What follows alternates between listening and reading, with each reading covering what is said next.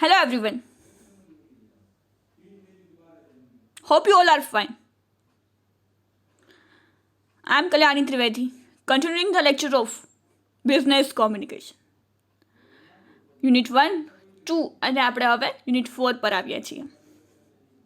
That is of barriers to communication. Communication શું છે? Definition, meaning, process અને objectives related to business. એ જોયું. Second ચેપ્ટરમાં methods of communication જોયું. That is verbal and non verbal communication. અને હવે unit 4 કેમ કે કન્ટિન્યુઅસ આવશે તો મજા આવશે. થર્ડ છે થોડુંક ડિફિકલ્ટ છે અને સમવોટ અલગ પડી જાય છે, તો એ આપણે નેક્સ્ટ આના પછી લઈશું. આ કન્ટિન્યુઅસ ચાલુ રહે. કોમ્યુનિકેશન શું છે, એની પ્રોસેસ, એના ઓબ્જેક્ટિવ્સ, પછી કઈ પ્રકાર મેથડથી કોમ્યુનિકેશન થાય છે, એમાં કયા અવરોધો આવે છે અને એનું નિવારણ કઈ રીતે મેળવી શકાય, એ હવે આપણે પછી નેક્સ્ટ એની ચેનલ્સને બધું નેક્સ્ટ લેક્ચરમાં નેક્સ્ટ યુનિટ એ લેશું અને એમાં ડિસ્કસ કરીશું. So we have started the discussion of barriers to communication and step to overcome. કોમ્યુનિકેશનમાં આવતા અવરોધો અને તેના નિવારણો.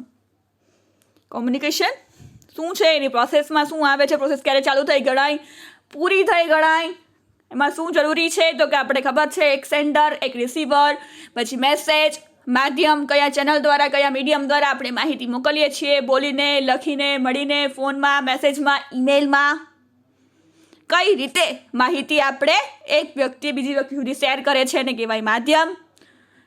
કઈ રીતે એટલે માધ્યમ. પછી રિસીવર કોણ છે એ, અને ફીડબેક એ સાંભળે, અન્ડરસ્ટેન્ડ કરે અને રિપ્લાય આપે, ત્યારે કોમ્યુનિકેશનની પ્રોસેસ પૂરી થઈ ગણાય. પછી હતું એમાં આવતા અવરોધો. એમાં પહેલું જોયું હતું એક્સટર્નલ ઓર મેકેનિકલ બેરિયર્સ. એક્સટર્નલ બાહ્ય, મેકેનિકલ એમાં તો આપણે કંઈ કરી ન શકીએ. ટેકનિકલ મેકેનિકલ પ્રોબ્લેમ્સમાં એ તો જે થાય એ પ્રમાણે થાય. તો ડિફેક્ટ્સ ઇન ચેનલ, પહેલાં કે છે માધ્યમમાં કોમ્યુનિકેશન, જેના માધ્યમ દ્વારા, જે ચેનલ દ્વારા આપણે કોમ્યુનિકેશન કરતા હોય એમાં ડિફેક્ટ આવે. ફોન હોય તો ફોનમાં નેટવર્ક ન હોય, નેટ દ્વારા તો નેટવર્ક પકડાય નહીં, પત્ર લેખન તો ભાઈ અત્યારે વાહન વ્યવહાર બંધ થઈ જાય તો પત્ર હડતાલ પર આવી જાય, તો આપણો પત્ર લેટર અહીંથી ત્યાં બીજે કઈ રીતે ઇન્ફોર્મેશન પહોંચાડે એ ઇમ્પોસિબલ થઈ જાય કે માહિતી મોકલી જ ન શકાય, તો કોમ્યુનિકેશનની પ્રોસેસ અટકી જાય. બીજું છે નોઇઝ.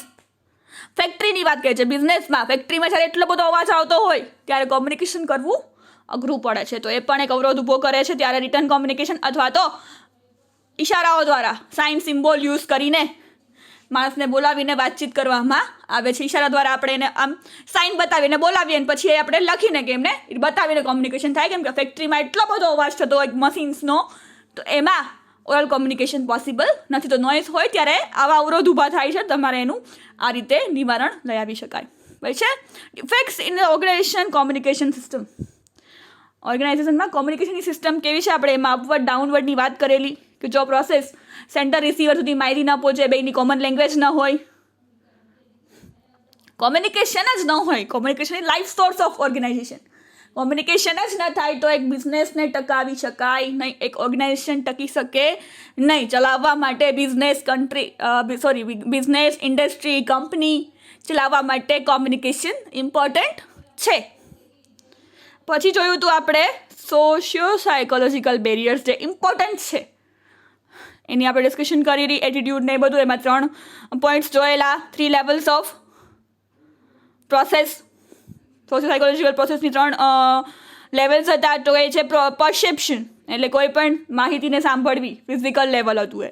પછી હતું ઇન્ટેલિજન્સ લેવલ, એટલે સાંભળવી પછી સમજવી, અન્ડરસ્ટેન્ડ કરવી અને એક્સેપ્ટ કરવી, એટલે ઇમોશનલ લેવલ સ્વીકારવી. પછી હતું કલ્ચરલ બેરિયર, એ પણ ઇમ્પોર્ટન્ટ છે. આમાં 2 બેરિયર્સ સૌથી વધુ ઇમ્પોર્ટન્ટ છે, કલ્ચરલ અને socio psychological.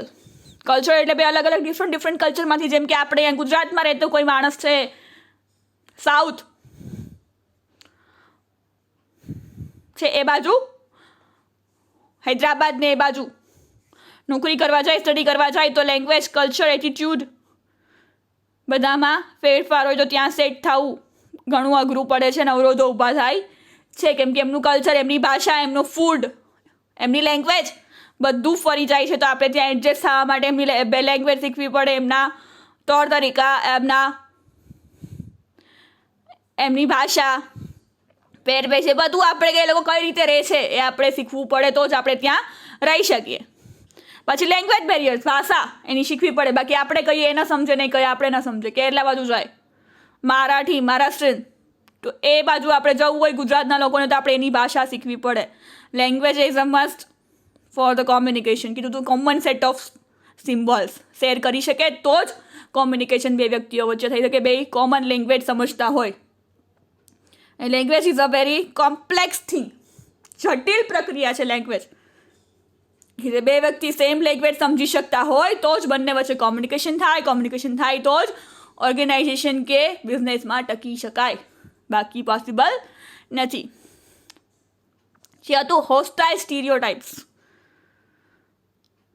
Inaccurate and hostile stereotypes of people from other places can be barrier to communication in the workplace.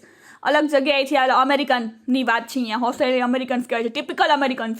એ લોકો બીજા લોકોની લેંગ્વેજ આપણે પકડાઈ જઈએ. એ લોકો ઇંગ્લિશ બોલતા હોય, એ લોકોની લેંગ્વેજ અને આપણું ઇન્ડિયન ઇંગ્લિશ, લિટરલી સ્પીકિંગ આપણે ઇન્ડિયન ઇંગ્લિશ, બ્રિટિશ ઇંગ્લિશ આપણે બહુ ઓછું કે અમેરિકન ઇંગ્લિશ બહુ ઓછું બોલી શકીએ છીએ લોકો. આપણે બોલીએ છીએ Indian English, Indian variety of English. English subject બોલીએ છીએ, ઇંગ્લિશ લેંગ્વેજ બોલીએ છીએ સ્પોકન ફોર્મમાં, પણ આપણી ભાષા સાથે ઢાળીને, એટલે એને ઇન્ડિયન ઇંગ્લિશ કહેવામાં આવે છે, not American English or British English we can speak. એટલે એ પણ એક મહત્ત્વનું ભાગ ભજવે છે કે તેના લોકલ લેંગ્વેજ હોય એ અને આપણે એમાં અલગ તરી આવીએ છીએ.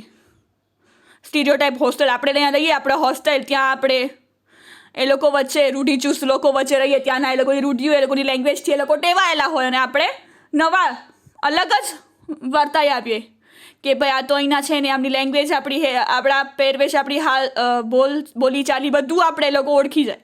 તો રૂઢિચુસ્ત લોકો, એ લોકોને એમ થાય કે કોણ આવી ગયું. એ લોકો ત્યાંને પરંપરાગત રહેતા હોય ને એમાં કોઈ નવું એડ થાય તો એમાં પણ કોમ્યુનિકેશન અને બિઝનેસમાં અવરોધો ઊભા થાય છે. ફોર એક્ઝામ્પલ અહીંયા આપણે જોઈએ, a stereotypical American is thought to be impatient and arrogant as well as friendly and tolerant. American લોકોને શું ગણવામાં આવે છે તો કે સ્ટીરિયોટાઇપ ઇમ્પેશન્ટ એન્ડ એરોગન્ટ. ધીરજ ન હોય એમાં, ઇમ્પેશન્ટ, પેશન્સવાળા ન હોય, ઇમ્પેશન્સ હોય, અને એરોગન્ટ. અને અમુક હોય છે ફ્રેન્ડલી એન્ડ ટોલરન્ટ, સહન કરી લે, સહન શક્તિ બહુ હોય, અમુકમાં ના હોય, એરોગન્ટ હોય, સહન ના થાય. તો એ એક છાપ પડી ગઈ છે અમેરિકન લોકોની. The dangerous entertaining stereotypes is that an individual is thought to possess characteristics that are ascribed to the group. Obviously not all the Americans are impatient and arrogant. બધા એવા નથી હોતા. આપણે કહે ને ત્યાંનું જે એ લોકોની રૂઢિ હોય એ લોકોમાં એમ સમજતો કે આ લોકો અવાજ હોય છે, હિન્દી હોય અવાજ હોય, બિહારી અવાજ હોય છે, મરાઠી અવાજ હોય છે, બેંગોલી અવાજ હોય છે, આપણા મગજમાં એક છાપ હોય છે. તો એ રૂઢિ જે હોય છે લોકોની, એ કહે છે એ પણ એક કોમ્યુનિકેશનમાં બાધા બને છે. કે ભાઈ એવું લોકો માનતા હોય કે ભાઈ જે અમેરિકન્સ છે એ એરોગન્ટ હોય છે, ઇમ્પેશન્ટ, ધીરજવાળા નથી હોતા, સહનશક્તિ નથી હોતી. અમુક કે છે એ લોકો તો ધીરજવાળા હોય છે અને ફ્રેન્ડલી હોય છે, સારા હોય છે. Obviously not all Americans are impatient and arrogant, not they are friendly and tolerant. Prejudicing individual can lead to misconception and barriers to communication. કે મિસકોન્સેપ્શન, આપણે કોઈને ઊંધું સમજી લઈએ, કોઈ કાંઈ કહેતું હોય, કોઈ હોય કાંઈક, અને આપણે મગજમાં એવી રૂઢિચુસ્ત આપણું હોય કે ભાઈ અમેરિકાના તો કવા લોકો, કે ના જાય તો અહીંયા આવા જ લોકો હોય. તો એ કોમ્યુનિકેશનમાં પણ અવરોધ ઊભો પડે ને. આપણે એની સાથે શેર ન કરી શકીએ, અને આપણને મગજમાં એ જ રહે કે નહીં આની યારે વાત ન કરે, આને ન પૂછે, આ જવાબ નહીં આપે. આ લોકો તો અવા હોય છે, અમેરિકન્સ અવા હોય છે, ફોરેનર્સ અવા હોય છે, પણ એવું નથી હોતું. એ રૂઢિગત પરંપરા, રૂઢિગત જે ચાલતું આવતું હોય છે એ ધ્યાનમાં રાખીને જો આપણે ચાલીએ તો પણ એ કોમ્યુનિકેશનમાં અવરોધ, બાધા બને છે. Emotional display. What is considered an appropriate display of emotion can differ from culture to culture. In some countries, displaying anger, fear and frustration in the workplace is considered inappropriate in a business setting. કે છે અલગ અલગ emotions express કરો, અલગ અલગ જગ્યાએ, અલગ અલગ કલ્ચરમાં એનું અલગ અલગ ભિન્ન નિરૂપણ થતું હોય છે, ભિન્ન રીતે સમજતા હોય છે. જેમ કે અહીંયા કહે છે, ઇન સમ કન્ટ્રીઝ, અમુક દેશોમાં, ડિસ્પ્લેઇંગ એંગર, ગુસ્સો, ફિયર, ફ્રસ્ટ્રેશન, તમે જ્યાં કામ કરતા હો, વર્કપ્લેસ એટલે જ્યાં કામ કરતા હો, કોઈ બિઝનેસ, કોઈ બિઝનેસ, કોઈ કંપની, કોઈ ઇન્ડસ્ટ્રી, કોઈ સંસ્થામાં કામ કરતા હો ત્યાં તમે ગુસ્સો બતાવો, ફ્રસ્ટ્રેશન તમારું કાઢો કે ડર બતાવો તો એ સારું કહેવાતું ગણવામાં આવતું નથી, ઇનએપ્રોપ્રિએટ ગણવામાં આવે છે.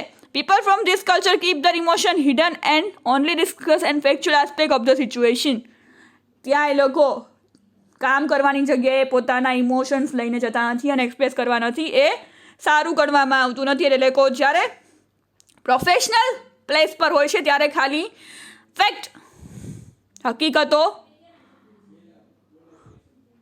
ની જ વાત કરે છે, જે અત્યારે કરંટ સિચ્યુએશન બિઝનેસમાં છે એની જ વાત કરતા હોય છે. In other cultures participants in discussion are expected to reveal their emotions. You can imagine what misunderstanding can arise if business person displays strong emotion in the company of employees who feel that such behavior is out of place. હવે બિઝનેસમાં કોઈ પણ સંસ્થામાં employees વચ્ચેના emotions, જ્યારે meeting હોય, જ્યારે કાંઈ એક્સપ્રેસ કરવાનું હોય, કાંઈ બોલવાનું હોય, ત્યારે ઇમોશન્સ એક બાધા બને છે કે મને તે ઇમોશન્સ છે, હું આને કેમ કહું, આને કેમ ખીજાવું, તો એ ના ચાલે. ઇમોશન્સ ડિસ્પ્લે છે એ પણ એક કામ કરવાની વર્કપ્લેસની જગ્યા, કોઈ પણ સંસ્થામાં, બિઝનેસમાં, ઇન્ડસ્ટ્રીમાં ક્યારે કયા ઇમોશન્સ ડિસ્પ્લે કરવા એ પણ ધ્યાનમાં રાખવાનું હોય છે. Behaviour differences. Next is behaviour differences. Behaviour differences between employees of different cultures and can cause this misunderstanding.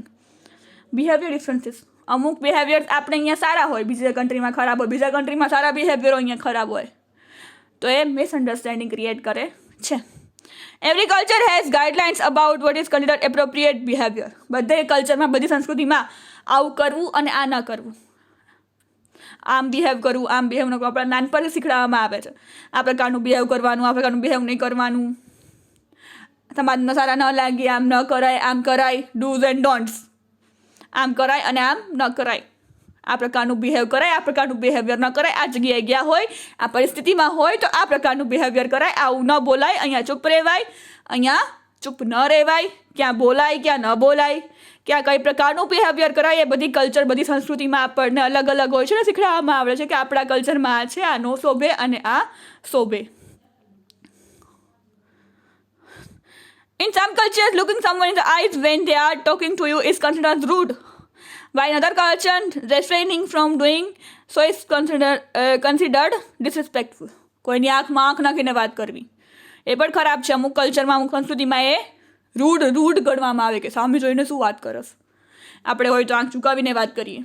આપણી એક ગર્લ્સની એક છે કે જે આપણે કોઈની આમ સામે જોઈને વાત ન કરતા, કે આપણે આંખ ઝુકાવીને વાત કરીએ, તો એ કે છે અમુક સંસ્કૃતિમાં આંખ સામે મિલાવીને સામે વાત કરવી એ પણ રૂડ ગણવામાં આવે છે. Getting impolite by some who expect to have small talk before the business discussion. Likewise, in some cultures, people talking to each other give each other space, while in other cultures, they stand close. કે છે અમુકમાં બે વ્યક્તિઓ વાતચીત કરતા હોય તો એ લોકોની understanding, એ લોકો શેરિંગ કરતા હશે એવું સમજવામાં આવે છે કે બીજા અમુક કલ્ચરમાં શું કરવામાં આવે છે કે એ લોકો નજીક છે, બે વચ્ચે કંઈક છે, બે શું કામ ઊભા છે બે વ્યક્તિઓ, એ અલગ અલગ કલ્ચર પ્રમાણે અલગ અલગ બિહેવિયર, અલગ અલગ કલ્ચરમાં એની અલગ અલગ ઇન્ટરપ્રિટેશન, એનું અલગ અલગ નિરૂપણ થાય છે. The differences can be barriers to effective communication if they are not recognized. કયા કલ્ચરમાં કયું બિહેવિયર સારું છે, કયું બિહેવિયર ખરાબ છે. આપણે અલગ અધર સ્ટેટમાં, અધર કન્ટ્રીઝમાં જઈએ તો ત્યાં શું ચાલે છે, શું નહીં, એના બિહેવિયર અને લેંગ્વેજ અને એટીટ્યુડ્સ, બિલીવ્સ, ફેક્ટ્સ, એ બધું જાણવું જરૂરી છે. બાકી કોમ્યુનિકેશનમાં અવરોધ ઊભા થાય છે. This is all about behavior barriers. Now the important barriers is semantic barriers that we will discuss in next lecture. So thank you for listening. Have a nice day.